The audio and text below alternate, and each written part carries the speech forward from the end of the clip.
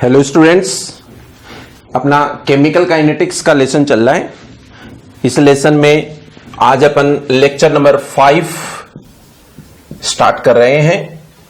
Lecture number 4 तक आपने zero order reaction complete कर लिया है, तो सब समझते होंगे कि फिर लेक्चर नंबर 5 में आज अपन क्या पढ़ने वाले हैं। जीरो ऑर्डर के बाद में अपना आज का टॉपिक शुरू होगा first order reaction. First order reaction, प्रथम कोटि अभिक्रिया।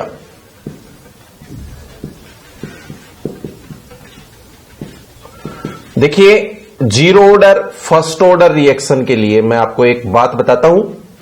मैंने पिछले 20 साल तक लगातार शायद ही ऐसी कोई एग्जाम हुई होगी, बोर्ड एग्जाम या कॉम्पिटिटिव एग्जाम, जिसमें केमिस्ट्री का यह लेसन आ रहा है, जिसमें कि ऑर्डर ऑफ रिएक्शन से संबंधित क्वेश्चन नहीं हो। इसलिए अभी भी यदि आप गंभीर नहीं है तो गंभीर बनिए। फर्स्ट ऑर्डर रिएक्शन मैं मेरी तरफ से यहां पर लिख देता हूं, यह काफी इंपॉर्टेंट है। ये हर एक स्टेप, हर एक शब्द इसका आपको अच्छे से प्रिपेयर करना है, सीखना है। यह मान के चलिए लगभग संभावना होती है यहां से किसी भी प्रकार का कोई क्वेश्चन पूछे जाने की। शुरू करें अपन फर्स्ट ऑर्डर रिएक्शन के लिए। सबसे पहले आपको डेफिनेशन, परिभाषा आनी चाहिए। तो देखिए, जब आपने जीरो ऑर्डर की डेफिनेशन बनाई थी तब फर्स्ट ऑर्डर भी प्रिपेयर हो गई होगी, नहीं हुई तो अब अपन पढ़ते हैं। बोलिए, the sum of powers of concentration of reactant is 1, या किसी एक अणु की सांद्रता पर अभिक्रिया का वेग निर्भर करता है। The rate of reaction depends upon the concentration of one reactant concentration.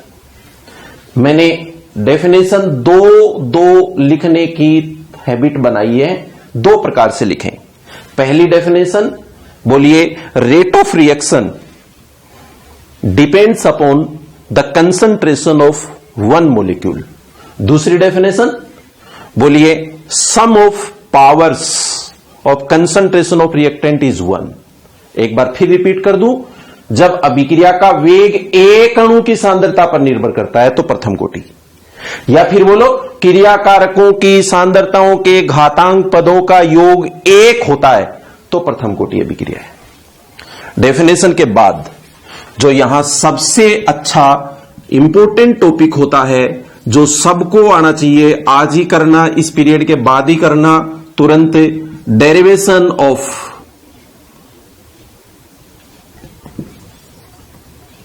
Rate constant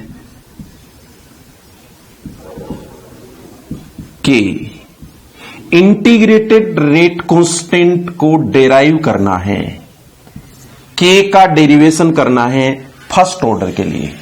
इससे पहले वाले लेक्चर में पढ़ा था आपने डेरिवेशन ऑफ रेट कांस्टेंट के फॉर जीरो ऑर्डर रिएक्शन। अभी जो चल रहा है वो फर्स्ट ऑर्डर रिएक्शन के लिए। तो मैं एक इक्वेशन मान लेता हूं पहले।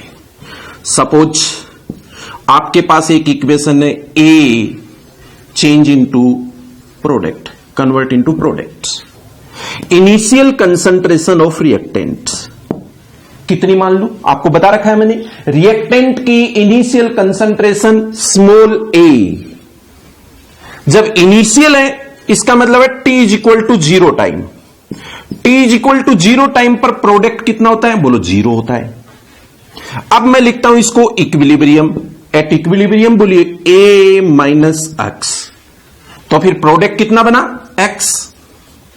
इस इक्वेशन के अकॉर्डिंग हमें एक बार यहां पर लिखना चाहिए रेट लो। इस रिएक्शन पर जब अपन रेट लो अप्लाई करेंगे प्रैक्टिकल के दौरान, तो बोलेंगे rate of reaction is directly proportional to concentration of reactant. Reactant कौन है, ए, कैपिटल ए, और उसकी कंसंट्रेशन कितनी है, ए माइनस एक्स। इसलिए इसकी जगह पे क्या लिखा जा सकता है, ए माइनस एक्स।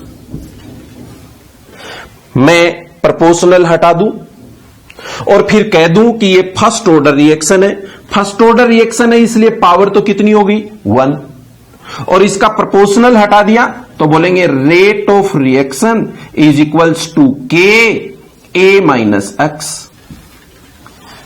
ये इक्वेशन जो आप देख रहे हैं इसमें मैं समझता हूं शायद रेट का मीनिंग आप सबको आता होगा। रेट कैसे लिखी जाती है? रेट को अपन लिखते हैं कंसंट्रेशन अपॉन टाइम। तो लीजिए मैं रेट को नोट करता हूं, कंसंट्रेशन अपॉन टाइम, या फिर इसको ऐसा लिख सकते हैं dx upon dt, concentration upon time is equals to K, और क्या लिखा हुआ बोलो a माइनस एक्स। ये जो इक्वेशन लिखी है इसको अपन ऐसा भी लिख सकते हैं, आप ध्यान से देना, dx upon a minus X को यहां शिफ्ट कर दिया, a minus X is equals to k into dt। जो इक्वेशन आपके पास में है इसका आप एक बार इंटीग्रेशन करिए, ऑन इंटीग्रेशन समाकलन करने पर कैसे करूं इसका समाकलन, dx upon a minus X is equals to k into dt। ये जो स्टेप आई है यहां, इसके बाद कुछ गलत होने की संभावना रह जाती है, स्पेशली जो बायोलॉजी के स्टूडेंट है। मैथमेटिक्स वाले स्टूडेंट्स के तो इंटीग्रेशन एक अपने आप में टॉपिक होता है, वो इंटीग्रेशन जानते हैं, उनके समझ में आया हुआ रहता है, लेकिन प्रॉब्लम आती है बायोलॉजी के लिए, इसलिए इनको और जो नॉर्मली है वो सबको अच्छी तरह से तैयार करना भी चाहिए, याद रहना चाहिए। तो dx upon a minus X का इंटीग्रेशन है minus log a minus X is equals to K T plus C. याद रखना यहां पर ये जो c है ये इंटीग्रेशन कांस्टेंट है, इसकी वैल्यू हम कहां से निकालते हैं, इसकी value initial rate means t is equal to 0 time पर x is equal to 0 product बना था, इसलिए c की वैल्यू कितनी होगी, इसके अंदर आप t की वैल्यू 0 करिए, x की वैल्यू 0 करिए, तो देखो आपके पास क्या बच गया, के टी 0 हो गया, x 0 हो गया, तो आपके पास बच गया minus log a, minus log a। ये जो log है ये एल एन सिंबल दे रहा हूं, ये ई बेस log होता है, ऐसे ही आपको नोट करना है। अब ऊपर वाली इक्वेशन में आप c की जगह पे शिफ्ट कर दीजिए minus log a minus x. तो देखिए अगले स्टेप में अपन इसको कैसा लिख सकते हैं स्टूडेंट्स, ध्यान दो, ये वाली इक्वेशन नोट कर रहा हूं यहां पर, minus log a minus X is equals to K T, C की जगह पे बोलो स्टूडेंट्स क्या नोट करूं, minus log a, minus log a। अगर मैं इसको यहां से इधर शिफ्ट करता हूं तो किसका हो जाएगा, ये प्लस का, तो कैसे लिखा जा सकता है, log a minus log a minus X is equals to K T. यहां पर log को कॉमन ले लो आप एक बार, तो कैसे लिख सकते हैं, log a upon a minus X is equals to K T. ये log e बेस है, अगर अपन इसको 10 बेस में कन्वर्ट करें तो ये कैसे लिखा जाएगा, देखो log 10 base a upon a minus x, इसको अपन मल्टीप्लाई करेंगे कितने से, 2.303 से, तब ये log e base log 10 base में कन्वर्ट होगा, is equals to K T. हमें वैल्यू किसकी निकालनी थी, वो k की निकालनी है, तो यहां से k की वैल्यू को कैसे निकालूं मैं, k इज इक्वल्स टू आ गया अपने पास में 2.303 upon T log 10 base a upon a minus x. आप सभी को ये इक्वेशन अच्छे से प्रिपेयर करनी है, मैं समझता हूं लगभग इस इक्वेशन पर क्वेश्चन आता ही है, इसी को अपन काम में लेंगे फर्स्ट ऑर्डर रिएक्शन के लिए। ये के का डेरिवेशन तक बन गया है, आपको अभी तक फिलहाल 2 क्वेश्चन प्रिपेयर करवा दिए हैं, एक तो फर्स्ट ऑर्डर रिएक्शन के लिए डेफिनेशन बन गई है और एक फर्स्ट ऑर्डर रिएक्शन के लिए रेट कांस्टेंट के का डेरिवेशन आ चुका है। उस डेरिवेशन को अब मैं यहां पर शिफ्ट कर दूंगा, उसको काम में लेते जाएंगे, आगे टॉपिक प्रिपेयर होता जाएगा। प्लीज, रेट कांस्टेंट के का डेरिवेशन होने के बाद हम इसी स्टेप को काम में लेंगे और नेक्स्ट स्टेप में चले गए हैं यूनिट ऑफ रेट कांस्टेंट। आपको फर्स्ट ऑर्डर रिएक्शन का जो वेग नियतांक मिला है उसकी इकाई लिखनी है। ये K है, इसकी यूनिट लिखनी है, इकाई लिखनी है। तो मैं कैसे लिख सकता हूं, देखो K is equals to 2.303 upon T log 10 base A upon A minus x अपने पास इक्वेशन है।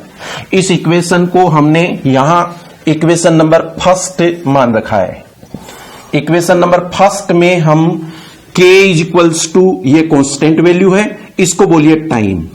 ये कंसंट्रेशन है, ये कंसंट्रेशन है, इसलिए कंसंट्रेशन कैंसिल हो गई। तो क्या नोट कर सकते हैं, K is equals to 1 upon time. Time को किस में ले लें अपन, टाइम इनवर्स, ये यूनिट बन गई है।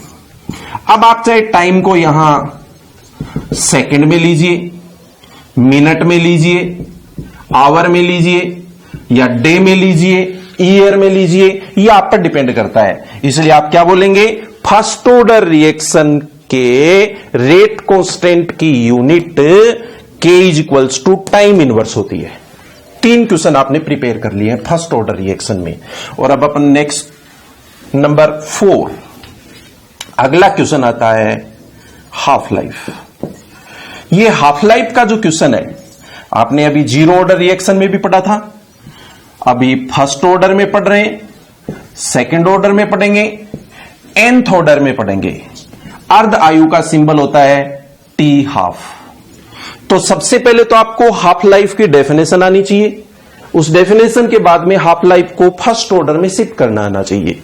मैंने थोड़ी देर पहले भी आपको बताया, उसमें सॉरी लेक्चर नंबर 4 में भी आपको मैंने बताया है हाफ लाइफ क्या होता है। देखिए, कोई भी एक रिएक्टेंट है, उस रिएक्टेंट की इनिशियल कंसंट्रेशन का 50% पार्ट जब प्रोडक्ट में कन्वर्ट हो जाता है तो लगने वाले समय को हाफ लाइफ बोलते हैं। हाफ लाइफ वह समय होता है जिसमें रिएक्टेंट की इनिशियल कंसंट्रेशन का 50% प्रोडक्ट में कन्वर्ट हो जाता है।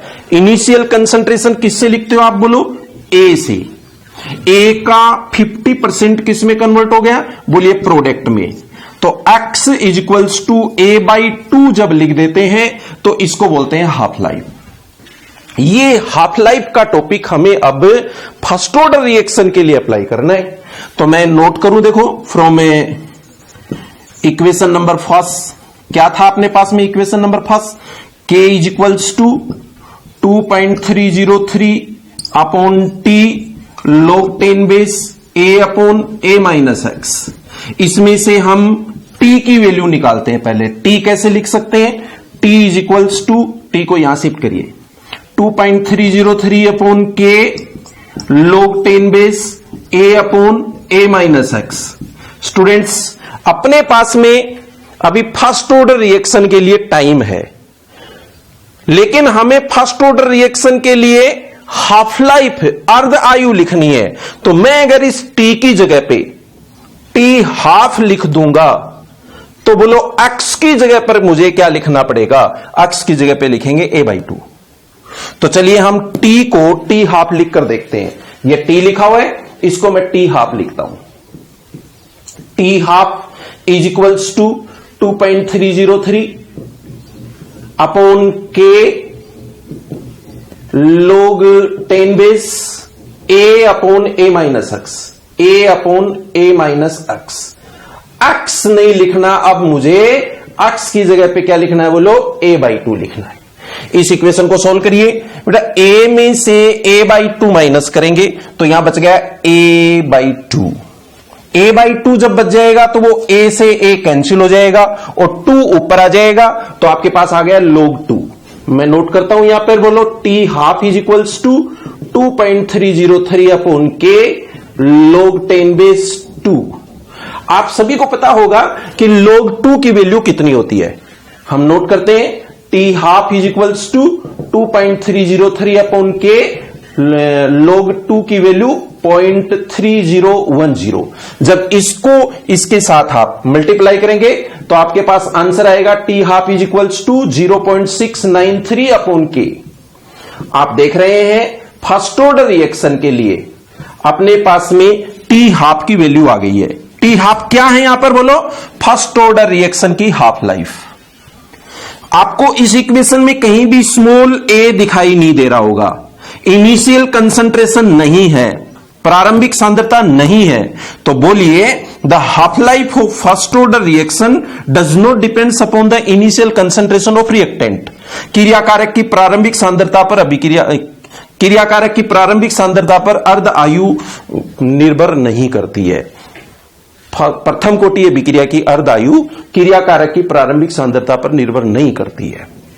एक बार फिर सुन लो, the half life of first order reaction does not depends upon the initial concentration of reactant। ये इक्वेशन नंबर 3 तक आपने पढ़ लिया है, हाफ लाइफ तक का टॉपिक पढ़ा है। स्टूडेंट्स, मैंने यहां पर ऐसे ऐसे क्वेश्चंस भी बीच में देखे हैं जो आपको यहां पर डाइवर्ट करेंगे, कुछ कंफ्यूज पैदा करेंगे। वो नहीं हुई इसके लिए अब एक बार हाफ लाइफ में सीधा तरीका पढ़िए और हाफ लाइफ को और किसी दूसरे क्वेश्चन के रूप में कैसे पढ़ा जा सकता है उसको प्रिपेयर करिए। मान लीजिए कि आपके पास में ये एक रिएक्टेंट है और ये रिएक्टेंट प्रोडक्ट में कन्वर्ट होना चाहता है। रिएक्टेंट की इनिशियल कंसंट्रेशन का, इसकी प्रारंभिक सांद्रता का 50% पार्ट प्रोडक्ट में बदल गया। कितना बच गया? 50% बच गया। मान लो कि ये 50% जब प्रोडक्ट में बदला तब 10 मिनट लगती है, 10 मिनट में 50% उत्पाद में बदल गया है। तो जो शेष बचा हुआ है 50%, इसका भी 50% जब प्रोडक्ट में कन्वर्ट होगा तो फिर से 10 मिनट लगेंगे। अब बताओ आप कितने परसेंट बच गया? बोलिए 25% बच गया। प्रोडक्ट कितना बन गया?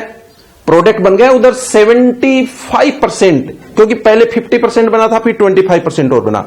आपके पास अभी ये जो 25% 25% बचा है, इसका भी 50% जब प्रोडक्ट में कन्वर्ट होगा तो फिर से 10 मिनट लगेगी। बोलो, सोचकर बताएं यहां पर, यदि आप ध्यान से सुन रहे हैं तो, कि अब प्रोडक्ट कितना बना है? आई थिंक 87.5% प्रोडक्ट बन गया है। इस बात को हम ऐसे नहीं सीख सकते, इसके लिए हमारे पास में अलग अलग क्वेश्चंस होते हैं, अलग अलग तरीका होता है। इसलिए इस हाफ लाइफ को मैं एक दूसरे सिस्टम से जोड़ करके बताता हूं। यदि आपको हाफ लाइफ यहां पर आ रही है इक्वल्स 2.693/K, तो इसको अपन दूसरे तरीके से भी चेंज कर सकते हैं और रिलेशन भी निकाल सकते हैं। बने रहना टॉपिक पे। यहां हाफ लाइफ का मीनिंग फिर से बता रहा हूं, क्या होता है सुनना। फिर से बताओ स्टूडेंट्स, ए क्या ले रहे हैं अपन यहां पर? ए इनिशियल कंसंट्रेशन, और इनिशियल कंसंट्रेशन का कितना परसेंट प्रोडक्ट बन गया है? बोलो 50%। तो ये जो टाइम लगेगा इसको हम बोलेंगे T half. At T half x equals to A/2। एक बार दोबारा सुनो, देखो आपके पास इनिशियल कंसंट्रेशन है ए और इसका आपने 75% मींस 3/4 प्रोडक्ट में बदल गया है। प्रोडक्ट क्या है? x। तो टाइम चेंज हो गया है। यहां पर अब आपको टाइम लिखना है 3/4 टाइम। अब मैं आपको केवल यही बोलूं कि इनिशियल कंसंट्रेशन का केवल 25% प्रोडक्ट में कन्वर्ट करना है। 25% प्रोडक्ट में कन्वर्ट करना तो कितना नोट करूं? A/2 तो होता है 50%, 3/4 होता है 74, तो कितना नोट हुआ है? 1/4। 1/4 यदि प्रोडक्ट में कन्वर्ट हुआ है तो आप खुद सोच करके बताओ कि अब टाइम कितना नोट करूं? बोलिए T 1/4। ऐसे अगर आपको ऑर्डर बनाना आता है तो आप डायरेक्ट तरीके से क्वेश्चन सोल्व कर देंगे। कॉम्पिटिटिव एग्जाम में आपके प्रॉब्लम नहीं आएगी, वरना कंफ्यूज होता है। ये एक बार फिर से सुन लीजिए, इनका इनसे रिलेशन हो सकता है, इनका इनसे रिलेशन हो सकता है। अभी अभी अपन ने जब ये फर्स्ट ऑर्डर रिएक्शन के लिए एक्स की टी हाफ की वैल्यू निकाली थी तो ये 0.693/K आया था। मैं आपसे पूछ लूं कि ये वाला आंसर भी अपन इससे निकाल सकते हैं क्या? इसका भी डेरिवेशन कर सकते हैं क्या? तो 2 मिनट लगेंगे, बस इस 2 मिनट में आप इस टॉपिक को प्रिपेयर कर सकते हैं। कांस्टेंट k की यूनिट k का डेरिवेशन लिखा 2.303/T K equals to log 10⁻A/A-x। इस इक्वेशन पर अपने को T हाफ तो कैलकुलेट हो चुका है, मैं अभी T 3/4 कैलकुलेट करना चाहता हूं। तो बोलिए एट T 3/4 बोलिए x इक्वल्स टू A/3A/4। आपको अगर इसमें से t कैलकुलेट करना आता है इस इक्वेशन से तो बोलिए t equals to 2.303/K log 10⁻ A upon A minus X. Students आप देखना टॉपिक पे बने रहेंगे। मैंने आपसे बोला कि अब t को t3/4 कर दीजिए, करिए। देखो t को t3/4 कर दिया। जो ध्यान से पढ़ रहे हैं, जो मन से पढ़ रहे हैं, उनको अब ये पता चल गया होगा कि हमें x की जगह पर क्या लिखना है। सब बोले देखो बताएं कि x की जगह पे अब आएगा 3a/4। So please 2.303 upon k log 10 base 3a upon a minus 3a/4 calculate करो। a में से 3a/4 माइनस कर दीजिए, आपके पास बच गया a/4। a/4 बचा तो a से a कैंसिल हो जाएगा, आपके पास बच गया log 4। मैं नोट कर दूं नेक्स्ट स्टेप, तो लीजिए आपकी नेक्स्ट स्टेप आ रही है t3/4 is equals to 2.303 upon k log 10 base 4। log 4 की वैल्यू इतनी छोटी सी ये पॉइंट होती है, ये याद रखना चाहिए, टिप्स पे आपके याद होगा 0.6020। Yes, t3/4 is equals to 2.303 upon k into 6020। आप इसको इससे जब मल्टीप्लाई करेंगे तो आपके पास में आंसर आएगा t3/4 is equals to 1.38 upon k। It means we can say the half life और T3/4 time does not depends upon the initial concentration in first order reaction. प्रथम कोटीय अभिक्रिया में ये अर्ध आयु का समय या T3/4 का समय क्रिया कारक की प्रारंभिक सांद्रता पर निर्भर नहीं करता है। इक्वेशन नंबर 3 तक आपने कंप्लीट कर लिया। केमिकल काइनेटिक्स का फर्स्ट ऑर्डर रिएक्शन जो आपका चल रहा है, इसमें K की डेरिवेशन हाफ लाइफ तक का टॉपिक प्रिपेयर हो गया है। नेक्स्ट जो लेसन अपना शुरू होगा उसमें अपन पढ़ेंगे फर्स्ट ऑर्डर रिएक्शन के लिए सभी टाइप के ग्राफ और फर्स्ट ऑर्डर रिएक्शन के लिए अलग अलग टाइप्स की रिएक्शंस और उनके रेट कांस्टेंट K का derivation. Thank you, best of luck.